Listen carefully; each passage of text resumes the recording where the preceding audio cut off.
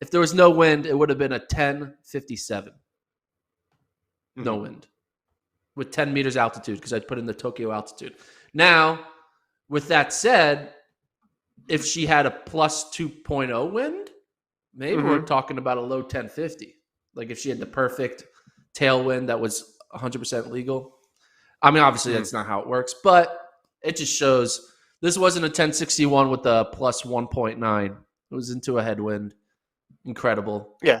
Well, speeches. You also got to talk, whenever there's a fast time, we always talk about all the things that could have made it faster. And we don't talk about the things that made it fast in the first place. By all accounts, the conditions were perfect, good humidity level, good temperature. The track is obviously fast. We've now seen the women's 100, but we also had the men's 100 today, which produced a bunch of quick times too. And then you throw in the fact that you have this incredible field. So everybody knew that they had to run their best race if they wanted to win. And all those things are pointing in the direction of a fast time.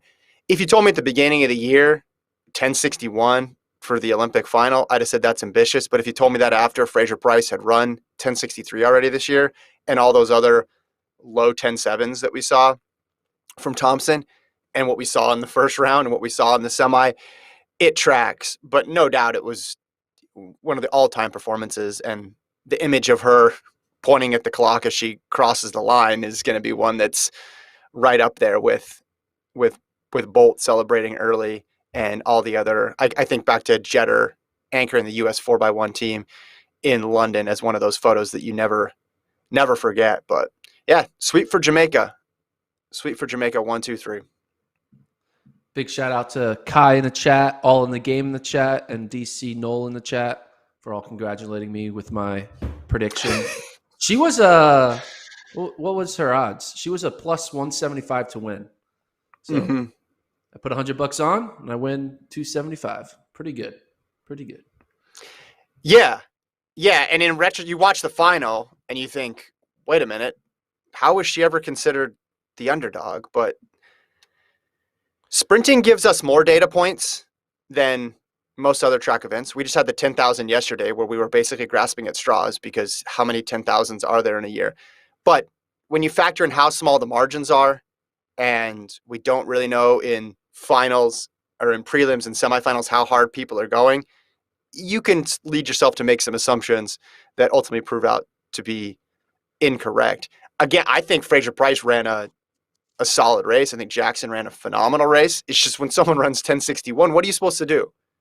There's no game plan to beat that unless you have a time machine and you can go back to 1988. So we talk about legacy. Obviously, Shelly-Ann Fraser-Price is nearing the end of her legacy, end of her putting a bow on her resume. But now that Elaine Thompson-Herah has 2 Olympic golds, has a faster PB, and is now 8-2 head-to-head against Shelly-Ann, should we be kind of thinking about maybe putting Elaine Thompson ahead of Shelly-Ann on the all-time Jamaican mark? Like, it just seemed like, oh yeah, it's Shelly-Ann, duh, guys, obviously. See, you've been watching the past 10 years, it's Shelly-Ann. Yeah. But now it's like, well, have you been watching the past 2 Olympics? It might be Elaine Thompson. Well, in between those Olympics, though, you had 2019 where she got another gold. Okay, so let's just limit this conversation to the 100. Let's not bring the 200 in. So let's just talk about who has the better 100-meter resume. I mean, Fraser-Price still has 6 100-meter gold medals. She doesn't have the fastest time, and obviously Thompson-Herah is now the 2-time Olympic champion, but it's just a longevity, and part of that's because she's older. So Thompson-Herah, I think, with this win now, Gordon, has the opportunity to catch her. Because if she did not win this race, then Fraser-Price has 7 global outdoor 100-meter titles, and Thompson-Herah has 1. So instead of being 7-1, it's now 6-2 with, as we talked about before, championship coming up 22, 23, 24. But I think she's going to need a couple more years, a couple more titles before we start to have that conversation and have it be an actual conversation. And while Shelly-Ann, you can argue, will be going, her ability will be going down as she get older. She's 34 now. Sha'Carri is going to make things a little bit harder on Elaine Thompson to go on a run here with multiple straight gold medals. Yeah. In a way, this was the result that's going to yield the most interest moving forward, because if it was Fraser-Price winning the gold, you could say, okay, and Thompson Herah didn't have a good Olympics, then okay, it's going to be a clear handoff from Fraser-Price to Richardson, from one dominant figure to the next. And we'd look at Thompson Herah and we'd say, yeah, she was great in 2016, but had all those injuries issues and could never get back. Instead, we got Thompson Herah now at her peak, going against Richardson at her peak, and we'll see what Fraser-Price is able to do. Again, I don't know. I don't know if she said anything about it, but if you're Fraser-Price, why would you stop? You ran your PB this year and you got a silver medal in what to you was a disappointing race. I would think you'd keep going because there aren't any off years on the horizon now. Yeah, she'll keep going until Mother Nature tells her to stop, right? I guess Justin Gatlin went all the way to 38, 39, 40. I can see Shelly-Ann keep going until the wheels fall off and she's not able to run the 10.8s, 10.7s anymore. But as long as she can wake up on a random day and be able to throw down a 10.9 with very minimal training, I think she's going to keep going. Mm-hmm. And this just sets up beautifully for this 200 later on in the meet with the Jamaican trio trying to recreate the sweep maybe, but it's going to be tough with the Americans in there, but also Shauna Miller-Weibo as well too. We won't see Dina Asher-Smith in there. She did not make the final on the 100 and then said afterwards that she's going to scratch out of the 200. So the 200 does lose some firepower with the reigning world champion. But if someone runs 10.61 in 100, they're going to have a pretty good 200 meter time. And we all saw Thompson Herah's, Beijing 2015 200. We know how fast she can go in that event. So we could see something historical again from her in the 200. What else surprised you in this 100? The Americans only got one to the final in Tiana Daniels. Toulouse, who I mentioned, ran really good through the first two rounds. Still finished fourth, solid performance, but 10.91, which is slower than she had run previously. Switzerland gets two to the finals, and Daryl Netta makes it for Great Britain. Yeah, Toulouse, you could tell in the semifinals that she wasn't going to medal because when her and Sharika both ran like their 10.7s or 10.8s in the semis, Toulouse looked like she was going to – it was her final, and Sharika looked like it was her semi. And you kind of saw that separation there. But we got to talk about it. The big news is who's not here is Blessing Okagbare gets popped. And not for some weird drug you never heard of that was this, or it's not a whereabouts failure. It's straight up HGH. Yeah. We had an athlete who was going to potentially be in a medal running. HGH, like, what is it, 1990? Like, what's going on? Yeah. I mean, that's something that you don't see in terms of positive tests. And I know they've had a couple of different ways to test for it throughout the years, but that's the one thing you see getting flagged a couple times in major sports too. Obviously, there's a controversy in the NFL around HGH usage and other major team sports. So fortuitous that the news came for track and field before the semis started. Now, apparently this test was on July 19th, but they just found out basically the morning of the semifinals, right? And the finals. So if they got the test results a day later, she could have been in this race, and then that would have been a massive mess for track and field to deal with. Although, would she have finished in the medals? Likely not, given how fast it was to medal, but it would have pushed somebody else out of the final. And I'm always curious about the timing of these things, Gordon, because, again, day earlier, she doesn't run, even in the prelims. A day later, she potentially runs in the Olympic final, but it came right on time. This is like me putting on tinfoil hat, right? Putting on tinfoil hat. Do you think there was who maybe we don't need to tell anyone about this if she doesn't make the 100-meter semis? So then they were just sitting on it. And then once they realize, oh crap, she's making the semis. All right, now we got to do it. Like they try to because all these AIU situations and WADA and USADA and all that, they happen like in a time machine. We're like, wait, this happened like 4 months ago, 5 months ago. This has been going on for 18 months. In this situation, it's been going on for 11 days. So in retrospect, you're like, hey, that's pretty quick. But still, 11 days seems like a long time when you think about it, right? Got to send it to the lab, get it back. Yeah, I do not have a tinfoil hat on, but it wouldn't surprise me if they expedited the process for people, and maybe there was something else that led them to believe that they wanted to make sure that they got these specific test results. It's been a tough couple days for Nigeria. We saw some of their athletes were protesting because about 10 of them weren't able to run because they didn't have the minimum level of testing done by the federation. So the athletes were very upset with their own federation. We saw Divine Odeduru get DQ'd in the 100. Going back to 2019, we've had, well, even before that, but 2019, there was a big issue too, because they just didn't enter athletes in the correct events. So Okagbare and Odeduru in Doha, I remember, were upset about that.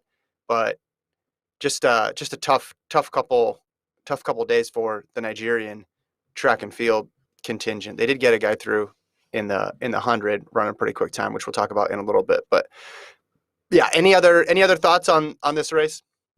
Well, I don't want to overlook this whole Blessing Okagbare thing because she made the World Championship final in 2011, the Olympic Games in 2012, 2013 she made the final, 2015 she made the final, 16 semis, 17 semis, 2021 it was going to be semis. That's in 100. She made the 200, 2013 and 2016, 2019. She made the long jump in 2008, 2011, 2012. And now, HGH, in year now, are we supposed to assume that this is the first time she's taken HGH? Mm-hmm. This isn't that's the conundrum. It's we're kind of oh, you're out. But what about she's been a 10-year vet. This is a 10-year vet, first time drug positive. And it's what are we supposed to think of those past 10 years and all of the potential permutations of what could have happened in different World Championship Olympic game events? It's kind of I think we're becoming numb to positive tests in a way. And obviously this doesn't cancel out any of those performances, right? Does this cancel out her 1063? I don't think so. No, if the sample was taken on July the 19th after the 1063, they're not going to go back and pull those performances or scratch them for the record or take away any medals. But from a outside perspective, how you choose to view people who get busted for steroids later on in their career, how you want to look at the rest of their career, I mean, I think it's entirely justified to look at it with an air of suspicion. Something like HGH too, I would think, would be carrying the maximum penalty here too. So after appeal, if she is still found guilty of this, then I would think she'd get that 4-year ban for sure. And it was weird too, because she was upset. She took a stand about these issues with the Nigerian Federation and drug testing. So it was just odd, timing to have those two stories back to back. Basically, hey, the Nigerian Federation didn't do their job in making sure their Olympic athletes had the requisite number of tests. And then, Nigeria's biggest star gets popped for HGH in a test that was 10 days before the Olympics. That's just bizarre, right? And I don't know what to think of it. And with all these doping things, my first inclination now is just to take a step back and wait until you get more information to judge it. But again, HGH is one of those things where they're not going to give you much wiggle room if you took it. It's not going to be something that they're going to let you just sit out 6 months and move on from. Can you get HGH in a pork burrito? We figured that one out yet? I do not believe there's any pig offal of HGH. There's no. I don't think there's cross contamination issues with HGH. Got to be honest, just like you, I'd be like, I haven't heard that in a while. Like I haven't heard. I've been That's researching true. steroids. I've had to research a lot of drugs over the past few years, but that was one that you did not see on your radar. All right. Do you want to talk now about the men's 100 or the women's pre 800 or the mixed 4x4? You can choose. Let's talk about the men's 100. Man, Trayvon Bromell, he's hurt. So I'm not. Wait. Yeah, I was gonna say you don't know that. D looks hurt. You don't run. You don't go backwards if you've been dominant the entire season, going all the way back to 2020. You could, with one loss, and then all of a sudden you're going backwards in the first round. And it wasn't fast. It was only 10:05. I feel like I don't know what Bromell is going on like, but if Bromell goes on to win this, you got to throw everything you know out about track and field out the window because I feel like that was a sign that just something not right with him right now physically, that he wasn't able to keep his form through the entire 100. Like he just didn't look good. I don't know what it was. It's a bummer too, because right, this guy is the most incredible story from being left for dead with all of his injuries to now being top in the world. And you hope that he would be able to end it with an Olympic medal, but I don't know. It would be people who bet on him are freaking out right now. It would be a cruel twist of fate for him to have gone the last 2 years healthy and then suffer an injury here. Let me ask you this, and I know this is going to be difficult because it's a 10-second race. At what point in that race did you become concerned about him? I'm not sure exactly if I recall, but like it was near the end for me. Mm-hmm. I think it was like 50 to 60 in. He just looked like he was running backwards. Literally, it looked like he was running backwards. That's what it looked like. Okay, for me, it was immediately because the start didn't look good. There was no explosion really out of the blocks that I saw. Again, from my perspective, but you could be right as well too. And he said after the race, we had that. Did we put that quote up? Yeah, can we put that quote up again if we haven't? Yeah, it's tough to get a lot of information from the mix zone. So, because there's no video interviews, and if you're watching the American feed, you can see it. But he said in this clip on Twitter, which I think we can pull it up right now. Yeah, here we go. This is from Steve Wilson. He said, "Shoot, I was calm. Honestly, I have no words for it. It don't look like I actually pushed myself, and that is going to be the thing my coach is mad about." So, listen, athletes are not going to say, especially in the middle of a competition, my hamstring is in terrible shape right now. They usually wait until after. That's just the nature of sports. But he didn't mention anything there. Basically, when I read that quote, he's basically saying he kind of sleptwalked through it and maybe thought he could get through with an easier effort. Now, his heat was pretty quick, obviously, because he got fourth in it and he beat some people a lot of people who were auto qualifiers in other heats. But you just don't see this. You don't see someone who's a medal contender in the first round have to get a small queue going through. Because you have 3 spots. And that must have just been a nervous half hour. He had to sit through 5 heats, Gordon. He was in heat 2. There were 7 heats. He had to sit through 5 more heats to see if his time would hold up. So I don't know. Like, I think your theory is possible that he's hurt.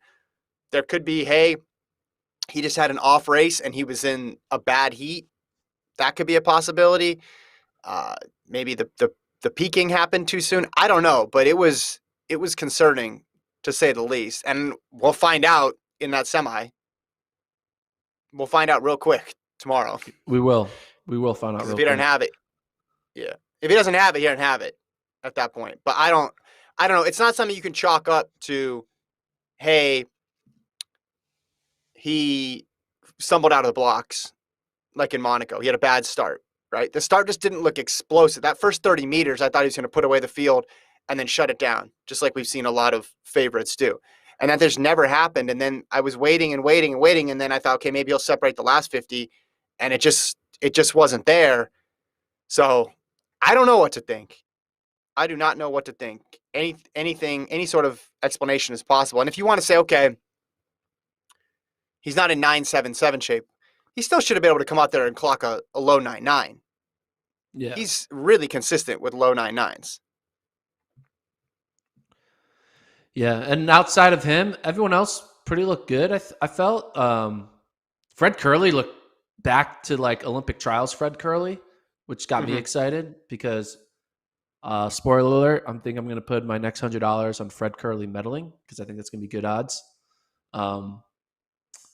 But yeah, I mean, Baker looked good, Curley good, the Simbine looked good, the Chinese athlete, DeGrasse looked really good. DeGrasse's moment here, 990. If this Bromell, it's not Bromell, the winning time possibility slows down, and obviously that puts Baker in the mix, but it really is going to help Andre DeGrasse. Yeah, and Andre DeGrasse, this is like season's best because he's constantly been in weird like wind situations where it's like headwinds or just bad weather, and he's never really put down like a good time in 2021. So this is the first time getting close to the 9.8s with the 991 win legal. Yeah, and Jacobs, the Italian guy, I think he's going to be. I don't know if he's going to be able to put together 3 in a row. But yeah, you got to think DeGrasse, Baker. If Bromell's out of the picture, DeGrasse, Baker, Curley, and Sabene, that's going to be like your battle for your top 3, in my opinion. All right, we're going to go back to the women's 100 here because it's come to my attention that we're drawing heat on social media from not the usual suspects, but the Jamaican team here. And ordinarily, I'd let this one go because ordinarily when we get heat on social media, it's responding to a take from Gordon that I don't in any way, shape, or form agree with or endorse. But did we not have a clip on the site where it said Jamaica's going to sweep?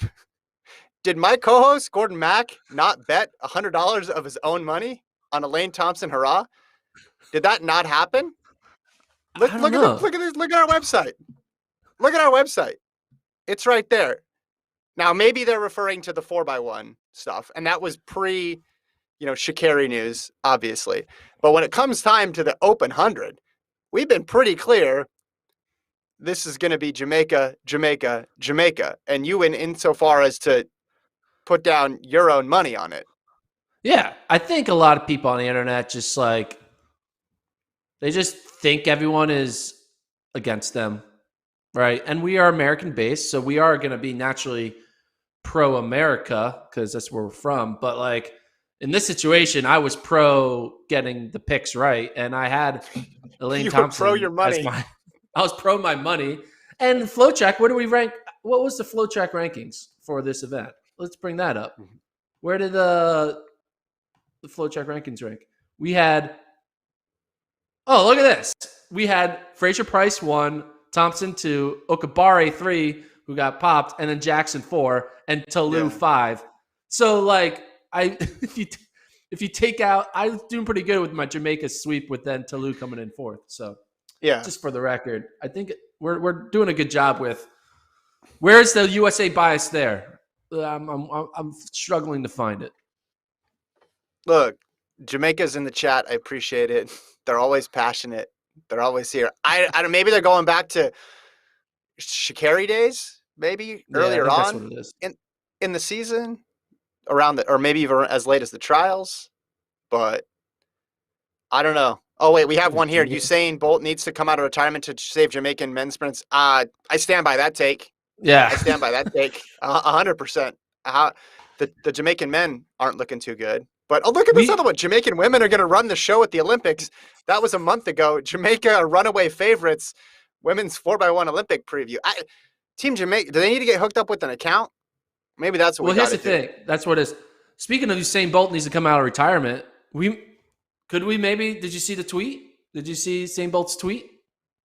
Oh, with Tyreek Hill? Travis, let's pull up the tweet. No, this is not time to kill. This is It's Usain Bolt saying, "Hey, I might run one of the fastest men in the NFL in a 40-yard dash."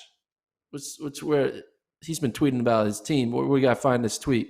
Travis is scrolling. There it is. So Tyreek Hill was asked in a press conference if he could beat Usain Bolt.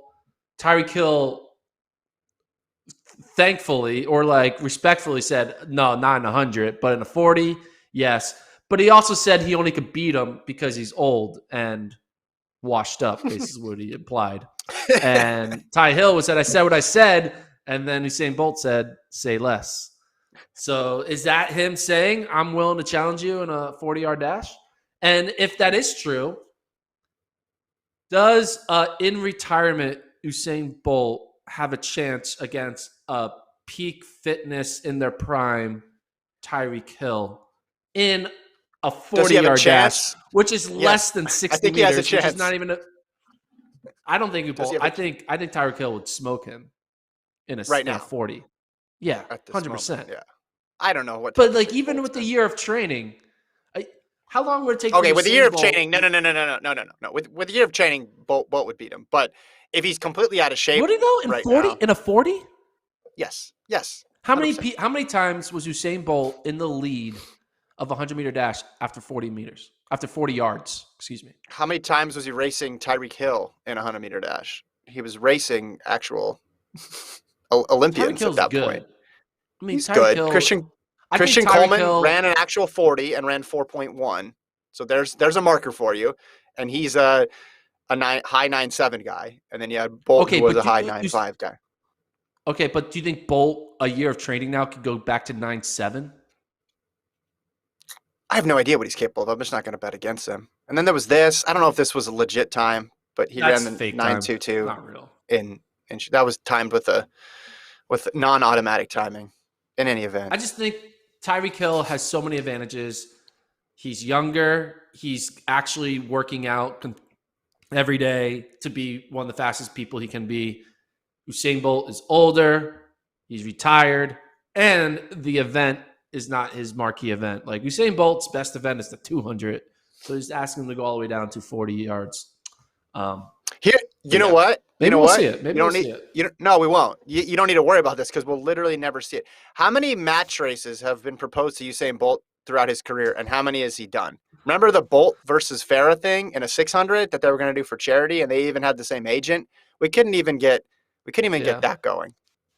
He ran that 800 as some sort of promotion and just jogged it. He raced the bus one time, but the bus went 10 miles an hour. I remember that during his career. But that's about it. I don't think he raced the talk show host. He raced the British talk show host guy.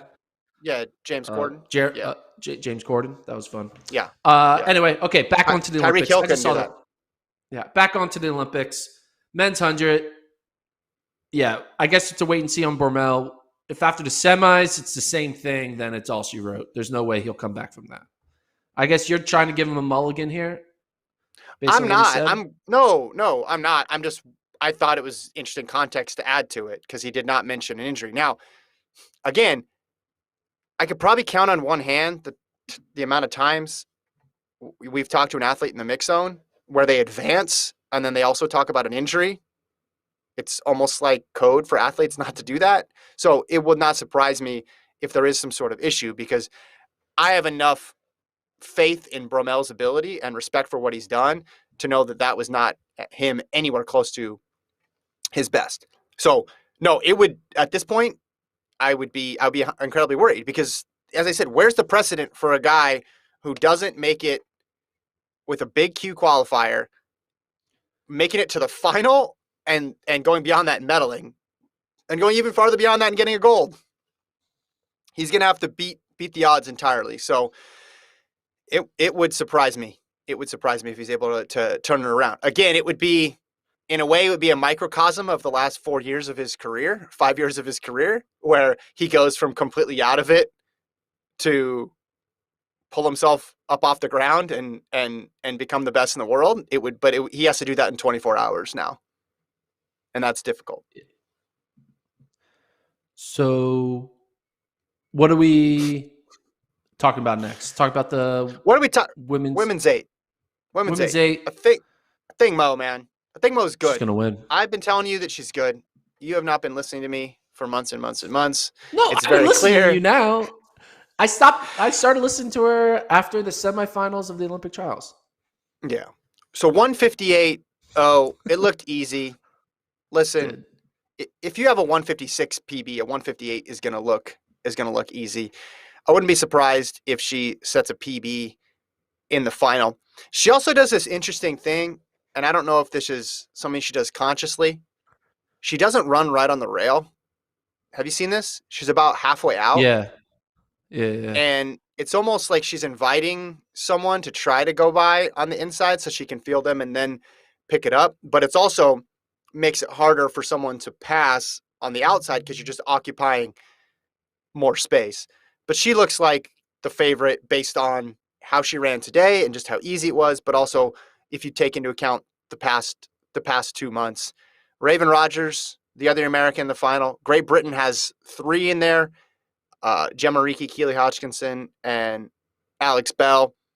Natoya Gould looked good in that first heat where she finished ahead of Reekie, but I think Mo is the favorite, and I think Reekie and Gould would be the 2 main challengers. Big surprise, the biggest surprise we can say is Ajay Wilson not making it through. She was in that first heat, and it went out slow, so you knew she was going to have to be top 2. And she was there with 150 to go, and then Reekie and Gould ran away from her, and then she ultimately faded to 4th. Yeah. Qualifying in the 800 is weird. A lot of times, some people who have the talent and are in your mind finalists just don't make it because of the draw of how the 800s play out, because you can have such a fast one round and a slower second round. Heat, one fast heat and one slower heat. But it's not just Ajay Wilson who kind of was left. Almanza of Cuba, she's been running incredible. Rosemary Almanza didn't qualify, and obviously the world champion in 2019. I'm not going to try to say her last name. Nakai. That's right. But with Wilson, she got dead last. Wilson was in a tough heat, and she was in good position. But I just think it's been a tough year for her overall, and she got 3rd at trials in a somewhat similar race where there was a gap that formed, but she was able to claw back against that field. This field, much better, much deeper. And then she ran that 157 in the race with men at Penn, which gave me sort of hope that she was on the rise. But ultimately, it just was not her year for her in this event. I think. What do you think Mo's strategy is going to be in the final? I think it's going to be going out in 57, 56. I think her strategy is going to be try to PR. I think she's not going to try to, because she kind of did 2 different strategies. In the first round, she did the I'm better than everyone else strategy, so I'm just going to jog and then see what else everyone else does. No one's going to pass me because they know I'm better than you. She was like the running in her local regional state meet where everyone's like, oh, God, a thing modes in my heat. Okay, no one pass her. Let her do whatever she wants. That was the first round. And then the second round is like, all right, now I'm going to show you that I have the strength, and I'm going to go out in 57, 56 pace and just hold it and be able to, you're never going to even be near me. And no one, she kind of let up near the end, but like the person chasing her for second never closed the gap on her in that entire final 100 meters. So there was zero like, oh, the wheels are falling off, you're tightening up. She just looked smooth the entire way.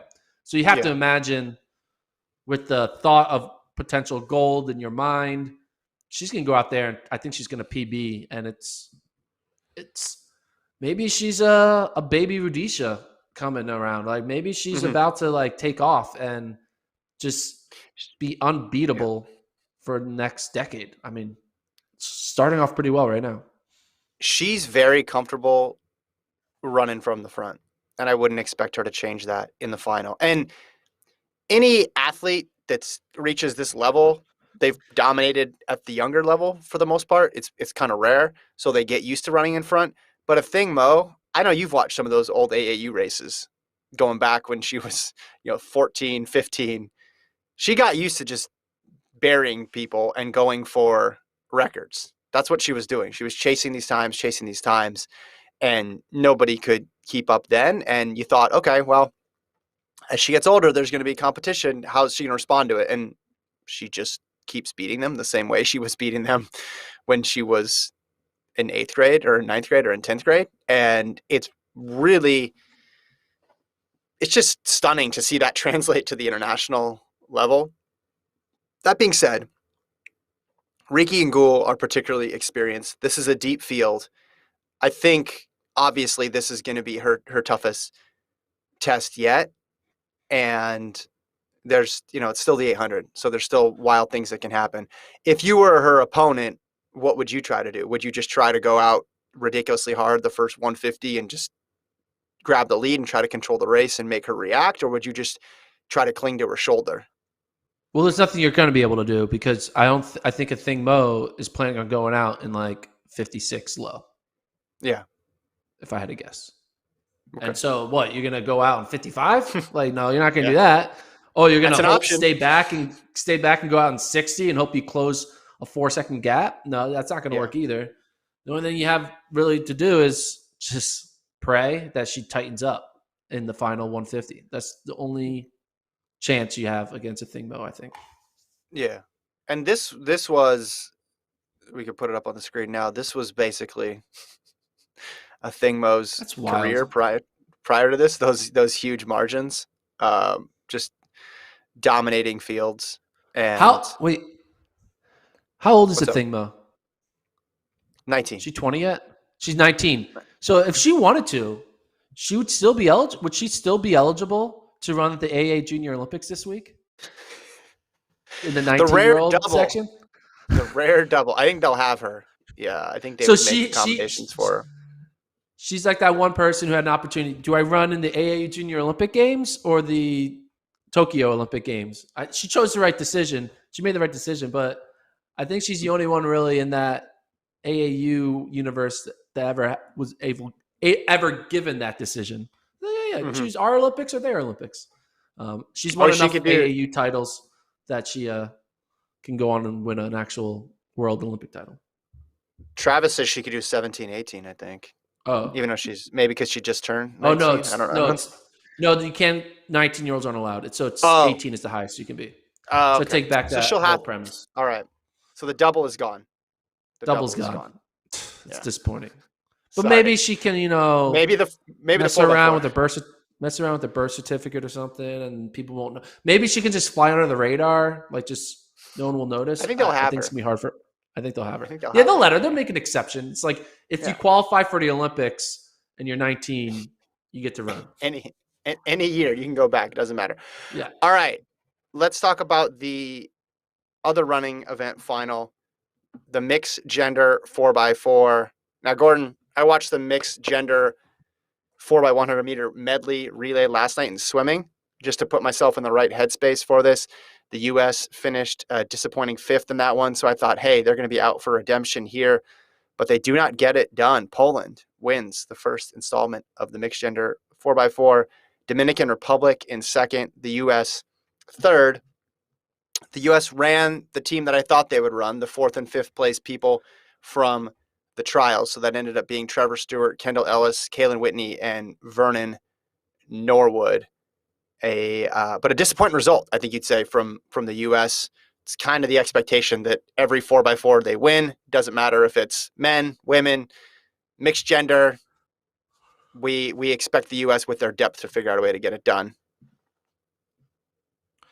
Do you think there's any now thought after this performance that Team USATF will start thinking, hey, maybe we shouldn't be sending our JV squad to the mixed 4x4 final, and that maybe we should try a little harder and put in a Randolph Ross or a Quinera Hayes and get that extra half second or 0.75 seconds. So the guy who anchored for Poland, his PB is 45.5. The U.S. should be able to beat that. I don't know what his split was today. but the U.S. should be able to use their second group or their third group and be able to find 45.5. Now, they were way down here after two legs. And some of these countries, yeah, they ran their better people. Dominican Republic has Paulino, who's a sub 50 woman. So that's a solid entrant. And I saw the Netherlands ran Femke Bol. Obviously, Poland ran some solid runners. Their other male runner was right at 45 flat, and Sweetie Arisatek's a solid runner for them too. It would be the equivalent of the U.S. basically running, some of their best people. But until the schedule gets sorted out and there's clarity on like when this event is going to happen consistently, it's just going to be meet to meet. You see the splits there. So yeah, U.S. was down quite a bit. Paulino, yeah, 48.7 on that second one, which was about a second and a half faster than Ellis. And then the Polish woman split a 49.9 faster than Ellis. Stewart, I guess he's in first there. And then the second women's leg, Kaylin Whitney, 50.59, but that was behind Poland's 50.47. Norman ran 44.43, which was faster than the Dominican team, even though they got beat, but slower than the Polish runner. And then Femke Bol, 49.74, didn't help Netherlands get a medal. It'd be interesting to see if that factors in, because she's still doing the 400-meter hurdles. That event, they did the first round yesterday. And she's still going out there. I don't know. What do you think? Like, what would you do if your job was to allocate the Team USA resources as best you could to get as many gold medals as possible? What would you do given the schedule? I would use up a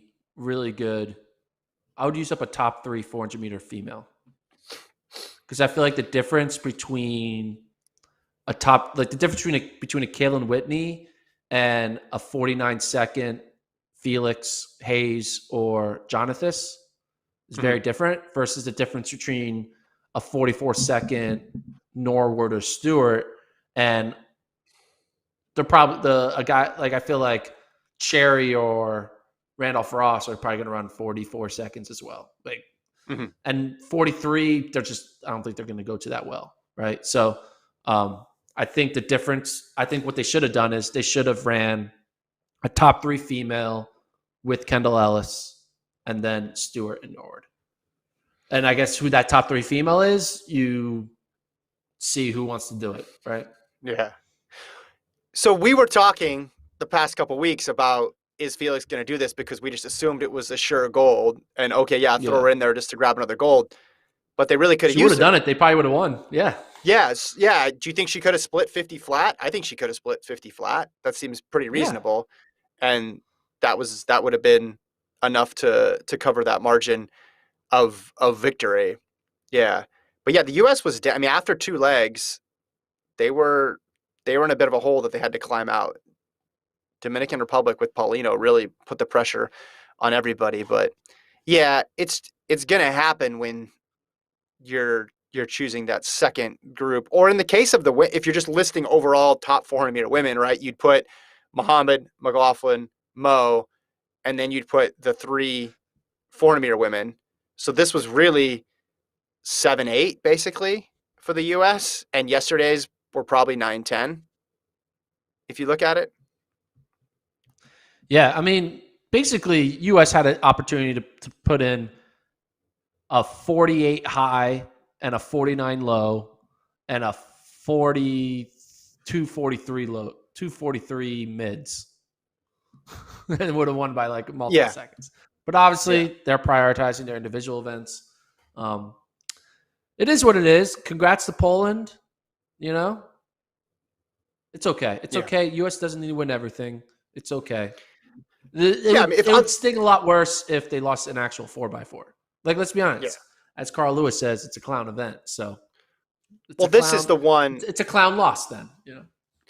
There's only 4 people in this relay, and if other countries have really, really, really talented people like a Paulino, right? Like, that's going to put pressure on you, and then you build your team out around that one superstar.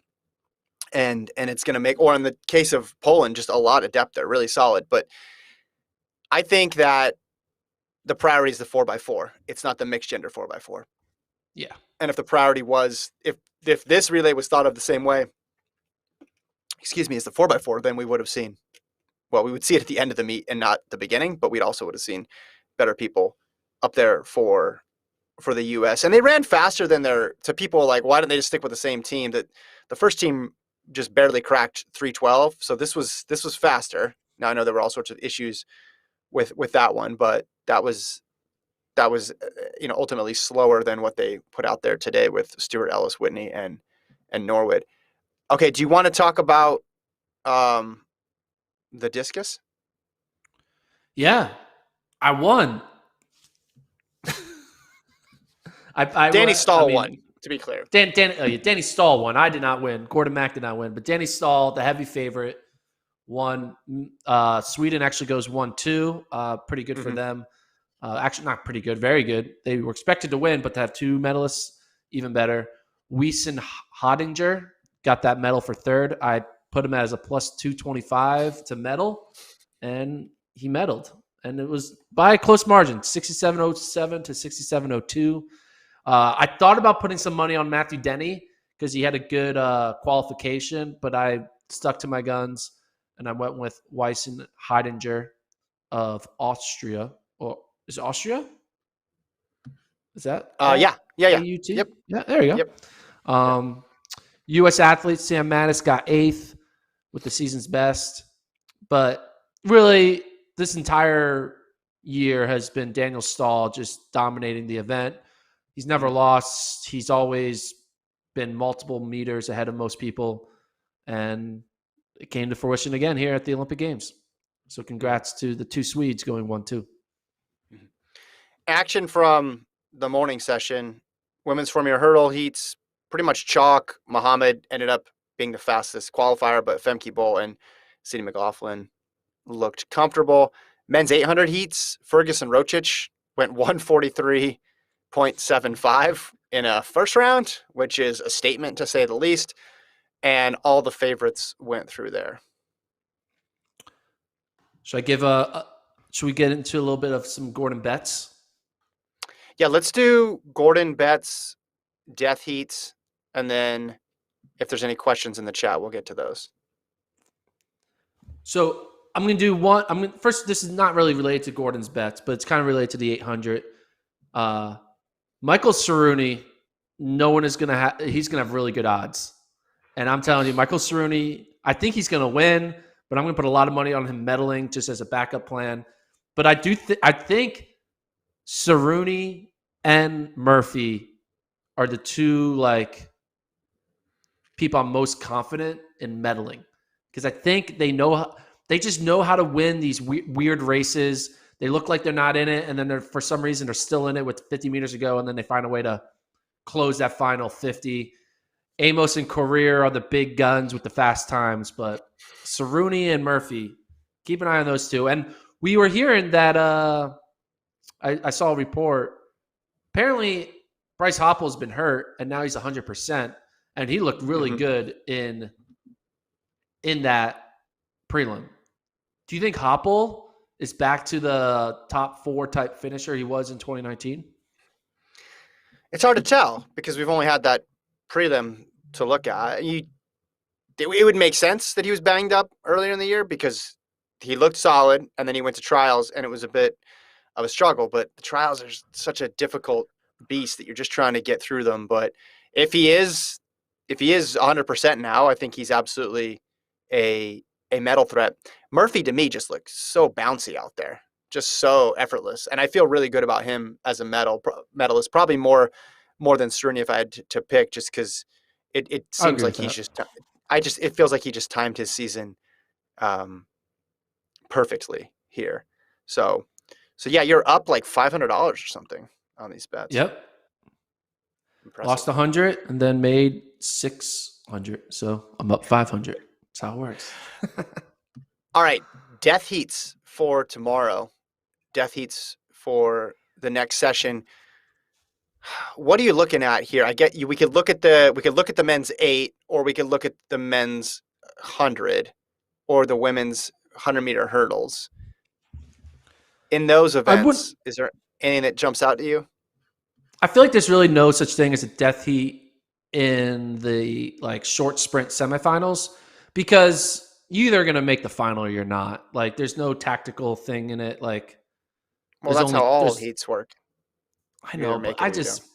I don't think there's really a death heat in the 100 or the 100 hurdles. I mean, is Trayvon Bromell now considered a death person to go up against now? I don't know. Is he? I wouldn't want to race against him. I'd be upset if he True. was in my heat, and then you have these other guys who are absolute studs. You got one there with, let's see, Blake DeGrasse, Leo Talela. You I got would say a one death. with, you got Bromell, Ogunode, who ran really well today, Browning of Australia, who ran 10-0 and won his heat, and Adegoke of Nigeria. If you told me ahead of time this was going to be Trayvon Bromell's semi heat, I'd say, oh, this is going to be a cakewalk. And now Yeah. I'm looking at it from the perspective of, oof, can he just get one of those? Can he get any sort of qualifier into the final? Speaking of this heat, let's bring up a picture of Rohan Browning. I think we got our version of the Craig Angles of the men's 100. Did you see him? He won his heat from Australia with the long Yeah. locks. He has that mullet look. He's gonna be the people's champ if he can make the final. He's gonna be viral if he makes the 100-meter final. Everyone is gonna be. He's gonna be a meme when they show his face on it because he'll probably be the only white guy on the starting line as well. So it'll be like a very funny thing. But look at this guy. He looks like a rugby player. Looks like he's coming back from a fraternity after watching a rugby He's match got a or something like mullet. that. But He's got the a mullet, and he ran well. He won his race, his heat. Look, he got that lumberjack. Look at that. Look, Sure. this guy potentially is going to make the Olympic final in the 100-meter dash. Like, Oh wow. it's hilarious. It's amazing. They talked about how he's only run races in Australia, and this was his first race outside of Australia, and he wins his heat. I'm cheering for him. Rohan Browning is going to be my people's champ pick if he can make that final. That'd be awesome. So I'll give you a death heat. I'm going to go with, in the men's 800, heat 3. You got Amos, Elliot Giles, Isaiah Jewett, Ferguson Rotich, Nabil of Morocco, Risley of Australia, Tuka, and then Boss. So you have this combination of big names, because obviously Tuka's been a medalist. Boss has won a gold medal, although he barely squeaked into this final. You got the Rotich, who just dropped a 143. You have Jewett, who you know is going to make this race incredibly fast, which is probably a relief to people in this heat because you'll get non-autos out of this one. And then you have Giles, who was amazing during the indoor season. He's run 143 mid. And then, of course, Amos, who comes in with the fastest time on the year. That one would be my death heat for day 3. Yeah. Do you think there's a chance a major? Okay. I would say the biggest names in the men's 800 are Amos, Rotich, Murphy, Career, Saruni, and let's put Giles. Those 6. Do you think all 6 make the top 8? Or do you think that we're gonna have? Do you think we're gonna have a person we thought could medal not make it to the final? The way like 100% didn't make it. This event is going to be more unpredictable than the women's 800 for sure, because we've just talked about since Brazier went out how hard this thing is to forecast. And the guy who comes in as the top seed is the guy who has not run well at major championships, save for one. And then people who ran modest times in years past have had a good track record medaling in this event. It's going to be, you're going to get a final where you're going to have several upsets in the semis, I think. And then you're going to look back and you think, is that actually an upset, or was there any reason to believe that person was solid to begin with? Looking ahead, I wanted to talk about, and then we'll get to questions in the chat. So people have them, throw them in there. Looking ahead, after that first round of the women's 4-meter hurdles, I want to talk about that race, because obviously Muhammad, McLaughlin take care of business in their opening heat. So we'll see them again on day number 4. We'll see them on day number 4 in the semis, and they've already posted the start lists for that. And Muhammad's going to be in heat 1, McLaughlin in 2, and then Bowl in 3. So the 3 big names are in 3 separate heats. But that first round, to me, Muhammad goes sub 54 and looked really good, looked technically sound the whole way through. Felt like she really wanted to get a good solid effort out of it. Bowl and McLaughlin just were in cruise control, it felt like, and were especially cruising in the last 20 meters. Did you get anything out of this first round as it pertains to who you think ultimately is going to win and what type of time we're going to see? I think the main thing I got out of this round was the quote that came out of Sydney McLaughlin after her first race, when they asked her about pressure. It's like, do you feel any pressure? And she said, pressure is an illusion, which is a great quote. That's t-shirt Put that on material. A t-shirt. That's a t-shirt. Right? That's yeah. PR. Prelim time is PR time type level of quoting. Pressure is an illusion. Did she stare right at the camera when she said it? Brought to you by New Balance. When you hear someone say that, you just feel like, oh man, you're right. I'm a piece of shit. Like, damn, she's like, she's got it under control. Her head is like in the ultimate best place it could ever be when you're saying lines like pressure is an illusion. Because let's be honest, there is a lot of pressure on her. World record holder, trying to win her first global medal. Like, everyone is. NBC camera crew is at her family's house. She's got one of those. You've seen that for the other events. They're crowning her as the best, even though she's never actually won the best event, right? The global championship. So she feels like everyone has put the cart before the horse with her career, right? Anointing her yet. And she's like, well, I need to win first before you can anoint me. So there's a lot of pressure to be who they want her to be. And she's had the pressure since she was 16, right? So I feel like by now she can laugh at the pressure. She's like, pressure, like you guys were interviewing me after like the heat 1 of the New Jersey like sectional round where I ran a hurdle, right? So, well, it makes me think back to 2016 when most people heard about her, and when she qualified at the Olympic trials and she was asked on camera how she felt. I feel like I'm going to throw up. That's what she said. And so she acknowledged the pressure back then and how big of a stage it was. And it's interesting to see the evolution now to where she's at.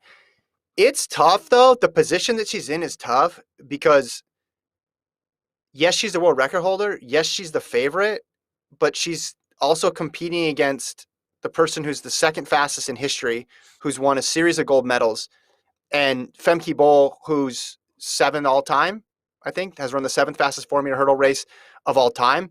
So yeah, she's good. Yeah, she's the favorite, but she doesn't have that big of a margin of error. If this was several years ago and she was just an outlier and doing this all on her own, and she could run 52 high and still get a gold medal, it'd be one thing. But she needs to be close to her best to be able to win this race. And she needs to do it in a race where it's a combination of speed, strength, and technique. So if she's in that mindset, that's probably a good thing because she needs to be completely locked in to get that gold. And I am looking forward in 10 years to the Pressure is an Illusion TED Talk that she gives. It's going to be great. She could run 51.95 and maybe lose because Dalilah Muhammad just had a race of her life and runs 51.90 again, ties the world record. So it's not even about her having her best race. She could have her best race, but there's another athlete on the track whose potential best could be better than her best on any given day. So in a way, it's kind of great to have that mindset. Pressure is an illusion. Maybe she has the mindset like maybe content to lose. I don't know. This is kind of getting like Mike Smith territory of NAU, but like the idea behind like You only can control what you can control. Like, Uh-oh. Are you going to say it? Are you going to say it? Say it.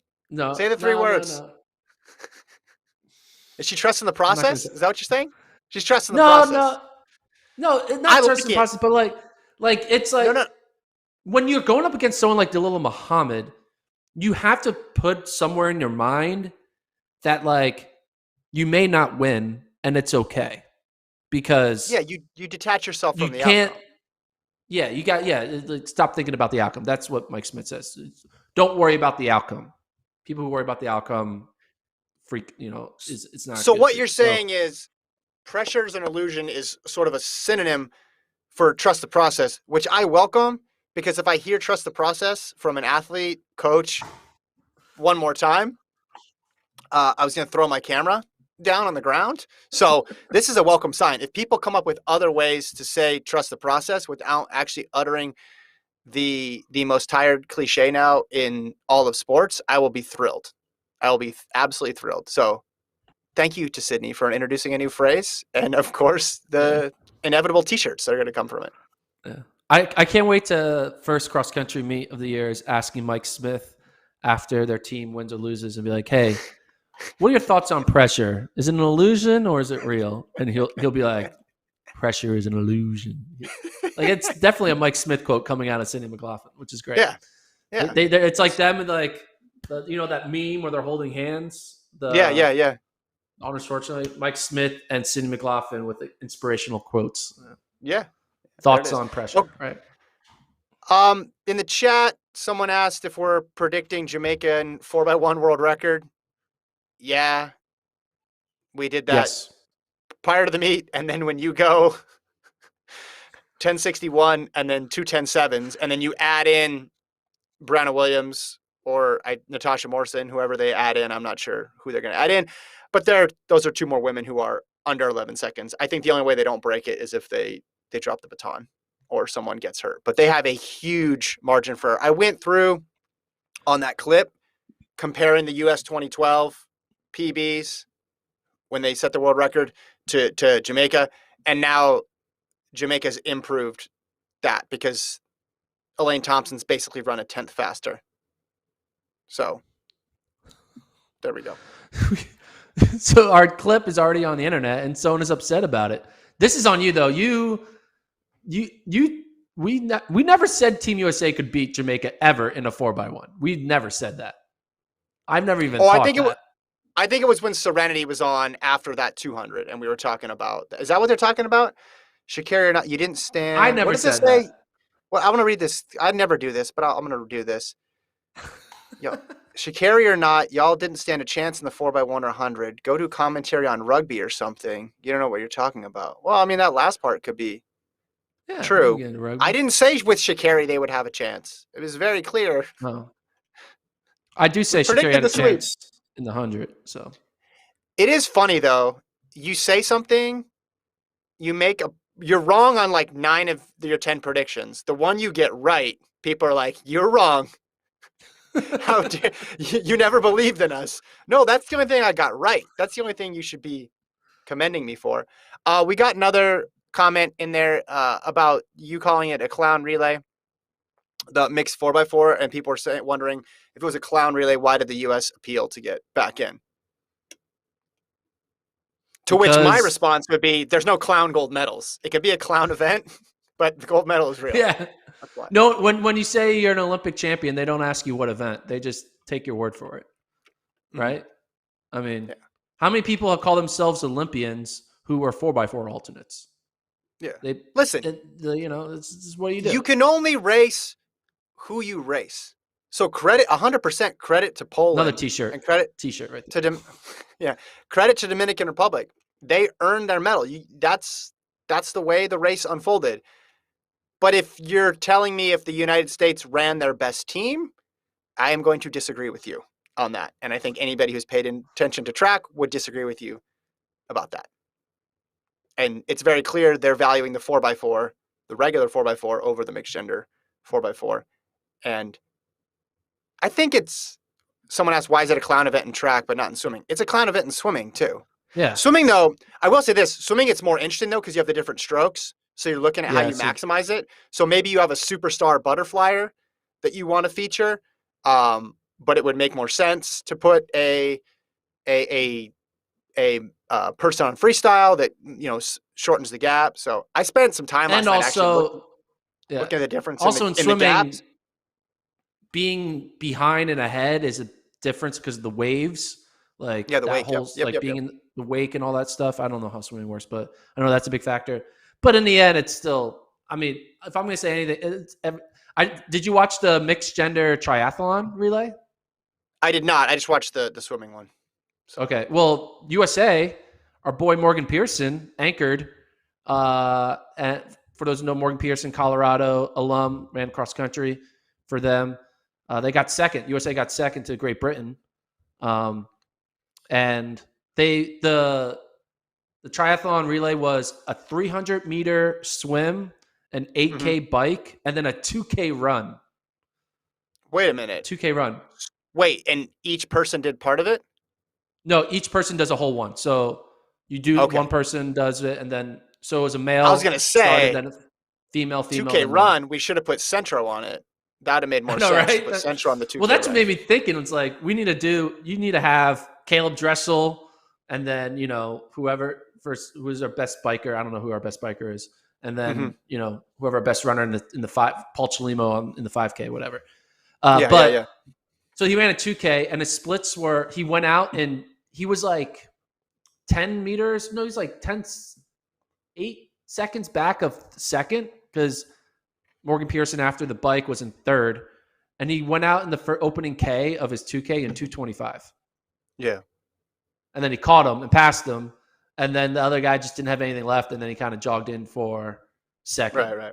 But it was fun. Like I felt like I was watching like a cross country race, seeing Morgan Pearson in the final mile of Terre Haute in a 10K because he had just done a whole swim, a whole bike, and now he's trying to sprint in the final 2K. It was fun to watch. Yeah. And USA won. I mean, not won. They got second, which is the win, right? Get a medal. Yeah. Yeah.